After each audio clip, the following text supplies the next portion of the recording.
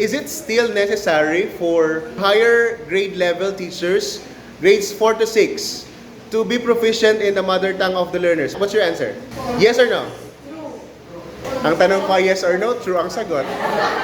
Is it a yes or no? Who said yes? Ulitin ko ang tanong ha. Necessary pa ba sa mga higher grade level teachers na proficient sa mother tongue kahit nagtuturo sila sa grades 4 to 6? Yes or no? Yes. Majority said yes.